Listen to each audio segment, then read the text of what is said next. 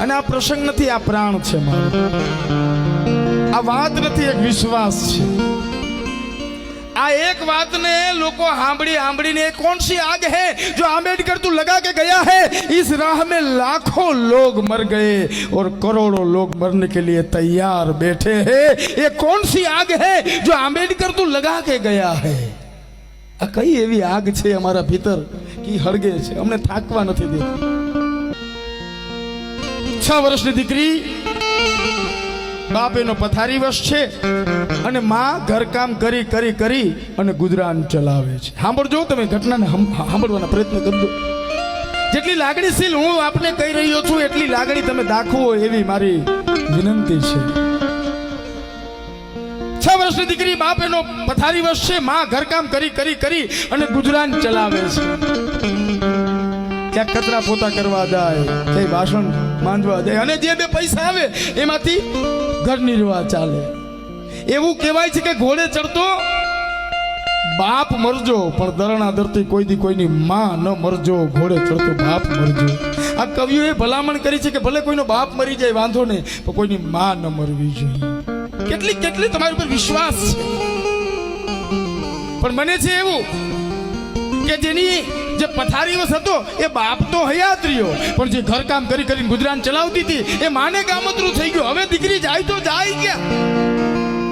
જે ઘરકામ કરીને ગુજરાન ચલાવતી એ માને તો ગામતરું થઈ ગયું, એ દેહ ત્યાગ કરી દીધો। પથારીવશ બાપ છે સાહેબ। એક ભાઈ બીજા ભાઈને ઓળખે ને ન પણ ઓળખે, एक माईना दीकराने ओळखे ने न पण ओळखे, पण एक दीकरी एना बापने ओळखी ज जाय, ओळखी ज जाय, ओळखी ज जाय के आया मारा बापने तकलीफ छे। હવે જે ઘરે એની માં ઘરકામ કરતી હતી ને ઈ ઘરે મંડી ઘરકામ કરવા। હવે 6 વર્ષની દીકરીથી ઘરકામ થાય? સાંભળજો, 6 વર્ષની દીકરીથી રોટલા ઘડાય, 6 વર્ષની દીકરીથી કઈ પાણીની હેલ ઉપડે, 6 વર્ષની દીકરીથી કઈ આંગળા વળાય ન થાય, પણ તે છતાં કરે છે કરે છે કરે છે। અને જે પૈસા આવે એમાં એના બીમાર બાપની સારવાર કરે છે અને દુઃખના દિવસો જાય છે। બને છે એવું કે હવે જે બાપ પથારીવશ હતો એને ગામતરું થઈ ગયું, એને દેહ ત્યાગ કરી દીધો। નીચે ધરતી ઉપર આપ ન માં ન બાપ। હવે દીકરી જાય તો જાય ક્યાં?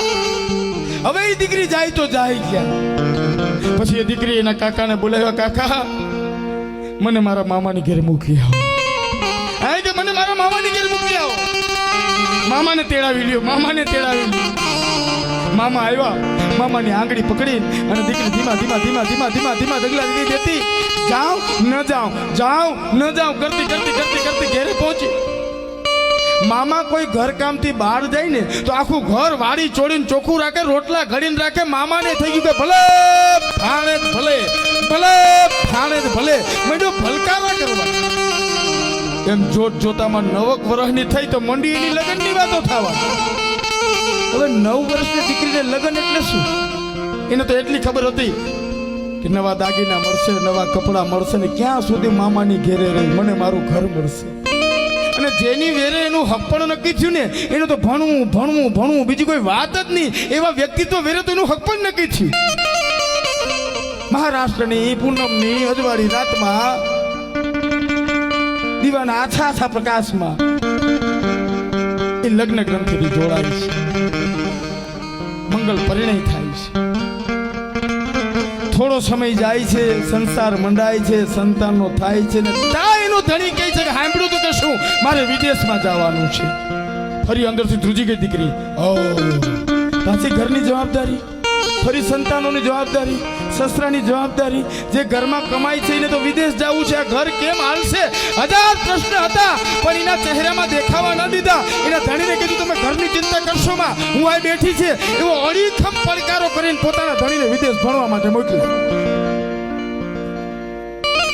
હવે બને છે એવું કે વિદેશની ધરતીમાંથી એક ચબરખી એના ધણીને લખેલી ચિઠ્ઠી ઉડતી ઉડતી ઉડતી ઉડતી દીકરીના હાથમાં આવી અને એમાં લખ્યું હતું, હું અહીં વિદેશમાં છું, અહીંયા મને કોઈ ઓળખતું નથી, પણ તું તો આપણા દેશમાં છે, આપણો પરિવાર છે, કુટુંબ છે, ભાઈઓ છે, મારે થોડા પૈસાની જરૂર છે, મને પૈસા નહીં મોકલાવીશ?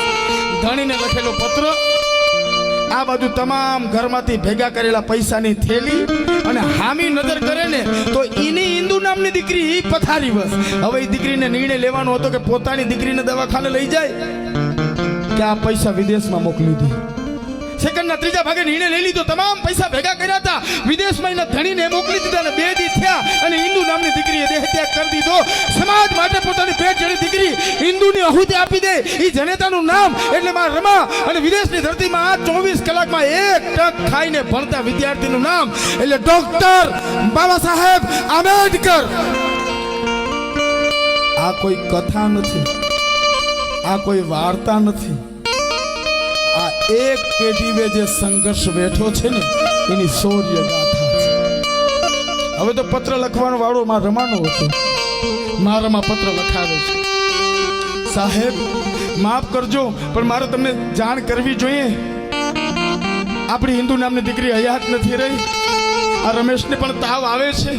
આપ ક્યારે આવશો? વિદેશની ધરતીમાં આ પત્ર પહોંચે. પોતાના ઓરડામાં બોર બોર જેવડા આંખમાં આહુડા લઈ અને બાબા સાહેબ જવાબ લખે છે. અને ભલે ની ક્યાંયનો વડાપ્રધાન હોય પણ બાપ તો હોય ને, ક્યાંયનો કલેક્ટર હોય પણ બાપ તો હોય ને, વેદના તો હોય ને, લાગણી તો હોય ને. આંખમાં ચોધાર આહુડા અને જવાબ લખે છે.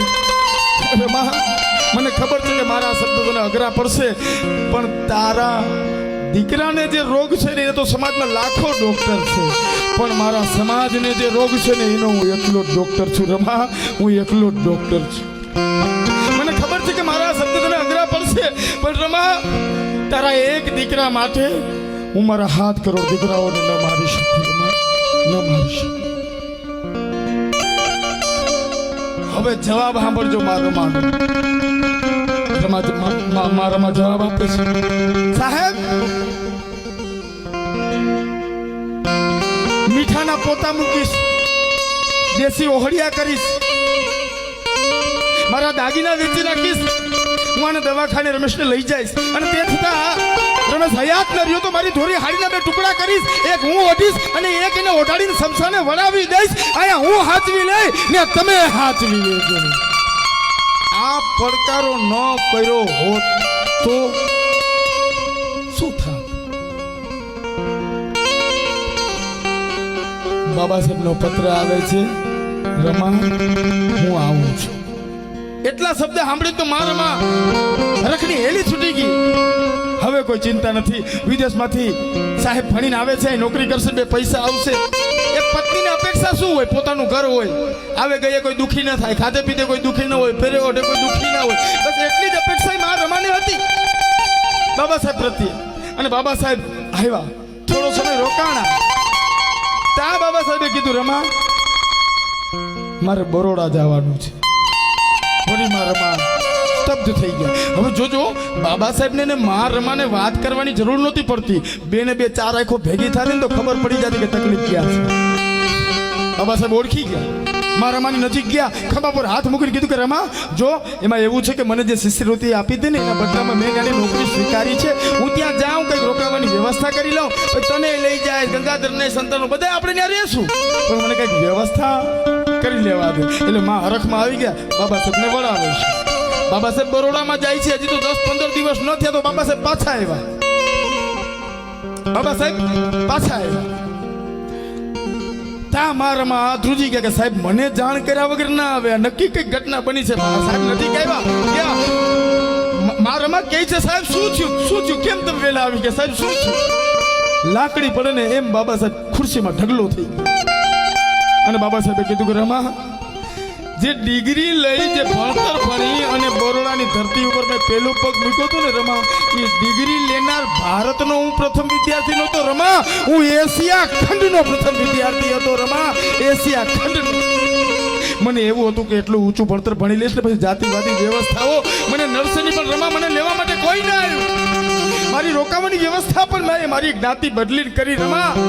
જ્યાં હું નોકરી કરું છું ને મારથી મોટો અધિકારી કોઈ નથી, તે છતાં મારો પટાવાળો મને ફાઇલ ઘા કરીને દે છે રમા. મારી પાણી પીવાની વ્યવસ્થા અલગ છે રમા. જે લાલ જાજમ ઉપર હું હાલીને ગયો ને એમાં એ લોકોએ ગંગાજળના છાટણા કરાવ્યા રમા. આ સ્વાભિમાન વગરનું જીવન હું નહીં જીવી શકું.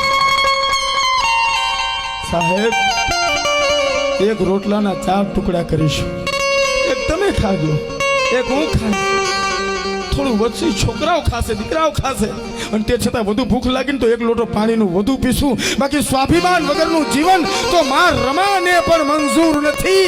માં રમાને તમે કલ્પના તો કરો, જેનો ધણી ધારે તો રોજના કરોડ કમાઈ શકે, જેનો ધણી ધારે તો રોજના કરોડ કમાઈ શકે, એને રોટલા ઘટતા હોય તો એની ધણીયાણી એમ કે સ્વાભિમાન હારે છે. આમ બાબા સાહેબ એમને માં રમાનો ત્યાગ તો જો તમે, તમને ક્યાંક બેદી ફરવા ન લઈ જાય તો તમારા મોઢા ચડી જાય. આ ત્યાગ તો જો, સમર્પણ તો જો, એમને થોડું થવાય છે. જેનો ધણી એટલો સક્ષમ હોય અને એની ધણિયાણીને હારી 3 જગ્યાએથી તૂટેલી પહેરવી પડતી હોય તો એનો ત્યાગ કેવડો ત્યાગ. હવે સાંભળજો, બને છે એવું, હવે બાબા સાહેબ પ્રોફેસર તરીકે વિદ્યાર્થીઓને ભણાવે છે. સાંભળજો, પ્રોફેસર તરીકે વિદ્યાર્થીઓને ભણાવે છે ને એ સમયગાળામાં ગંગાધરની તબિયત લથડે છે. હવે તમને એવું લાગે છે કે બાબા સાહેબના તમામ સંતાનોની તબિયત આવી, બધાયને કુપોષિત? હા, બાબા સાહેબના તમામ સંતાનો કુપોષિત રહ્યા, કેમ કે અહીંયા તમારા સંતાનોના પોષણની વ્યવસ્થા કરવામાં પોતાના સંતાનો કુપોષિત રહી ગયા. અને કરી દીધી. અટાણે આંગણવાડીમાં તમારા સંતાનો નથી જતા, પોષણયુક્ત ખોરાક નથી ખાતા, કેમ કે બંધારણના માર્ગદર્શક નીતિદર્શક સિદ્ધાંતોમાં કહે છે કે મહિલા અને બાળકોના વિકાસમાં સરકાર અલાયદી વ્યવસ્થા કરશે. એમાં આવી આંગણવાડી અને એમાં આવ્યો પોષણયુક્ત ખોરાક.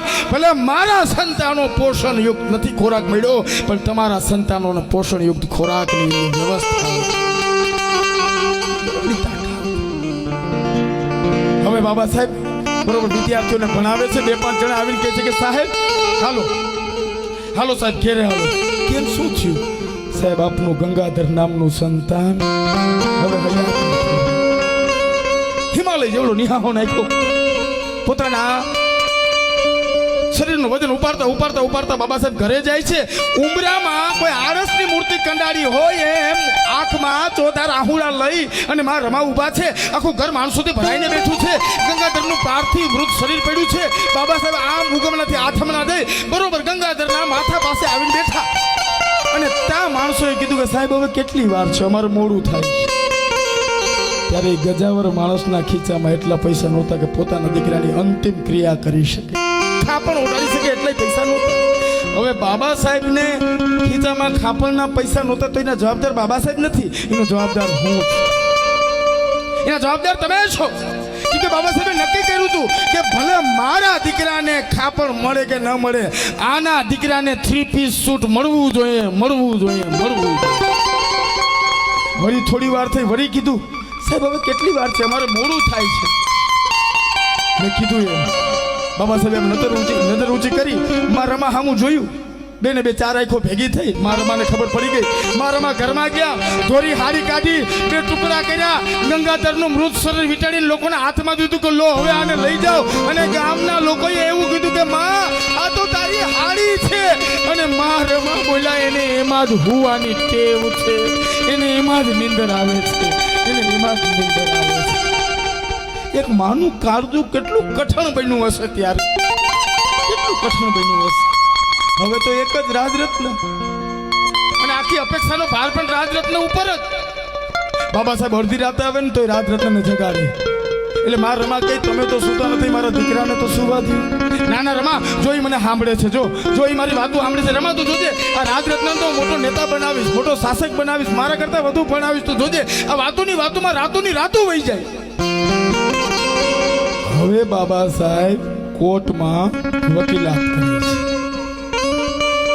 અને એ સમયગાળાની અંદર રાજરત્નને નિમોનિયા થાય છે. સાંભળજો ઘટનાને, સાંભળજો. રાજરત્નને નિમોનિયા થાય છે. બધાય દવાખાને જાય છે, બધું કરે છે, પણ હવે ખબર નહીં શરીર છે એ વળવાનું નામ નથી લેતું. ખબર નહીં શું તકલીફ છે. દવાખાના બાબા સાહેબના 2 જીવ, એક કોર્ટમાં ને એક ઘેરે કે રાજરત્નને કઈ નહીં થઈ જાય ને રાજરત્નને. અને મારા રમા પણ મૂંઝાય છે કે મારા ગંગાધર ઇન્દુ રમેશની જેમ વહી નહીં જાય, મારો રાજરત્ન નહીં વહ્યો જાય. એમાં બરોબર બાબા બાબા સાહેબ કોર્ટમાં વકીલાતનું કામ કરે છે ને એ સમયગાળાની અંદર 2-5 માણસોએ આવીને કીધું કે સાહેબ હેલો ઘેરે હાથમાં પુસ્તક હતું પડી ગયું છે, શું થયું? નાના સાહેબ કઈ નથી થયું. નાના મને કયો શું તકલીફ થઈ છે? તો કે રાજરત્ન છે ને ઊંડા ઊંડા શ્વાસ લે છે, દા ભયોરી હોચન કોચ છે, પાઉં ભયોની ખેર અંગાર કોઈ હડકતા કોયલામાં પગ પડી ગયો હોય, હજાર ગુછીએ ભેગો દસ દઈ દીધો હોય, હિમાલય જેવો માટી મીંડો ઉગમનો આઠમનો ડોલવા પંદર માણસો પકડે છે. સાહેબ હિંમત રાખો, સાહેબ હિંમત રાખો, સાહેબ હિંમત રાખો, હજી રાજરત્ન જીવે છે, સાહેબ હિંમત રાખો. માંડ સાહેબ ઘરે પહોંચ્યા. પલંગ ઉપર રાજરત્ન સૂતા છે, પગ પાસે માં રમા બેઠા છે. જાણે કે દીકરો એના બાપની વાટે જ હોય. બેને 2-4 આંખો ભેગી થઈ અને રાજરત્નના ખોડિયામાંથી પ્રાણ પંખીડો ઉડી ગયો. આ એક જ એવી ઘટના છે કે ત્યારે માં રમા બાબા સાહેબ હમું બોલ્યા, બાકી કોઈ દી નથી બોલ્યા. એક જ ઘટનામાં બોલ્યા, સાહેબ હું થાકી ગઈ છું, સાહેબ હું થાકી ગઈ છું તમારી સમાજ સેવાથી. મેં મારી માને મરતા જોયું, મેં મારા બાપને મરતા જોયો. સાહેબ મારી હિન્દુ શું વાક હતું? મારો રમેશ, મારો ગંગાધર મેં મારી હાડીના ટુકડા કરી શમશાને બોલાવ્યો. સાહેબ શા માટે? અને ત્યારે બાબા સાહેબ એનો એક હાથ માં રમાના માથા ઉપર રાખે છે, બીજો હાથ પાર્થિવ ખોડિયું રાજરત્નના આ મૃત શરીર ઉપર રાખે છે અને કહે છે કે રમા છાની રહી જા, રમા છાની રહી જા. રમા આજ હું સંકલ્પ લઉં છું કે ભારત દેશની અંદર હું એવી વ્યવસ્થા બેઠી કરીશ કે હવે પછી આ સમાજની તમામ રમાના કુખે જન્મનારા રાજરત્નો ભારત દેશના શાસક બનશે, ભારત દેશના શાસક બનશે. જેની પ્રિય પત્ની મેળા મારતી હોય, જેનું પ્રિય સંતાન હયાત ન રહ્યું હોય, તો તમારા દીકરાને શાસક બનાવવાના જે સંકલ્પ લઈને એને જ આંબેડકર કહી શકાય, એને જ આંબેડકર કહી શકાય. એક ઘટના તો મને ધ્રુજાવી ગઈ. 1932ની ગોળમેજી પરિષદમાંથી બાબા સાહેબ આપણે અધિકાર લખાવીને ભારતમાં આવ્યા અને તમામ વધાવવા નીકળી ગયા હતા. જિંદાબાદ જિંદાબાદના નારા લાગતા હતા. ત્યારે માં રમાને પણ બાબા સાહેબને જોવા માટે જાવું હતું, પણ જાય તો કઈ રીતે? એક જ હારી હતી, 3 જગ્યાએથી તૂટેલી હતી. જાવું છે કેમ જાઉં, જાવું છે કેમ જાઉં, કેમ જાઉં? ત્યાં યાદ આવી ગયું સાહુજી મહારાજ કોલ્હાપુરના ધણીએ બાબા સાહેબને ઓઢામણીમાં પાઘડી આપી હતી. પાઘડી યાદ આવી ગઈ. મારામાં ઘરમાં ગયા, પેટારો ખોલ્યો, પાઘડી કાઢી, પાઘડી આમ નહીં આમને એમ ખોલી અને એ પાઘડી હાડીની જેમ ઓઢી અને મારામાં બાબા સાહેબને મળવા માટે જાય છે. આજે આ સમાજની બેન દીકરી કોઈ 10,000ની હાડી ઓઢે, કોઈ 25,000ની હાડી ઓઢે, તો આ પાઘડીના પ્રતાપે ઓઢે, આ પાઘડીના પ્રતાપે ઓઢે. હવે તો માં રમા બાબા સાહેબ નથી આવતા. બાબા સાહેબ સમાજના કામમાં અને માં રમા રાતના સૂતા હોય તો કંઈક હિન્દુ દેખાય છે, કંઈક ખૂણામાં બેઠો બેઠો રાજરત્ન બોલાવે છે. માં મારો શું વાંક હતો? એ વેદના ને વેદનામાં માં રમાનું શરીર ક્ષીણ ક્ષીણ ક્ષીણ મંડ્યું થવા.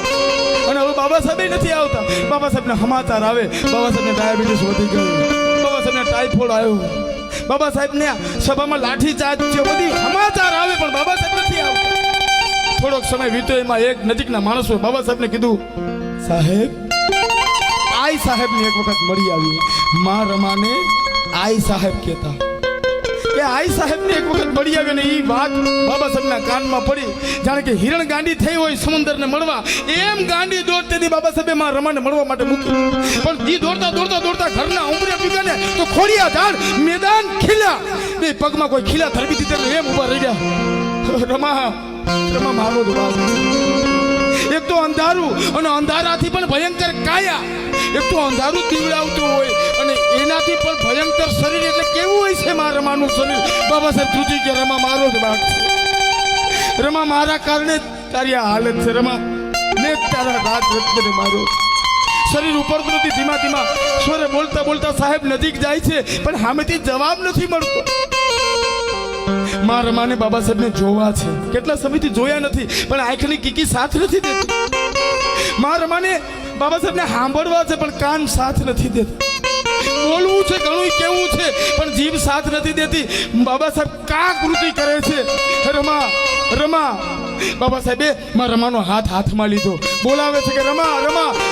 જેટલી તાકાત હતી હથેળીમાં ભેગી કરીને બોલે છે સાહેબ રમા. અને છેલ્લો શ્વાસ ભરીને માં રમા બોલે છે, સાહેબ આવી ગયા તમે, ઘણું મોડું કરી દીધું સાહેબ. સાહેબ હું જાઉં છું. ના રે માં હું નહીં જવા દઉં. ના સાહેબ હું જાઉં છું, પણ મારા ગયા પછી મારા 7 કરોડ દીકરાઓનું ધ્યાન રાખજો. મારા 7 કરોડ દીકરાઓનું ધ્યાન રાખજો. આ છેલ્લા શબ્દ કહી અને માં રમાએ પોતાની જિંદગીનો છેલ્લો શ્વાસ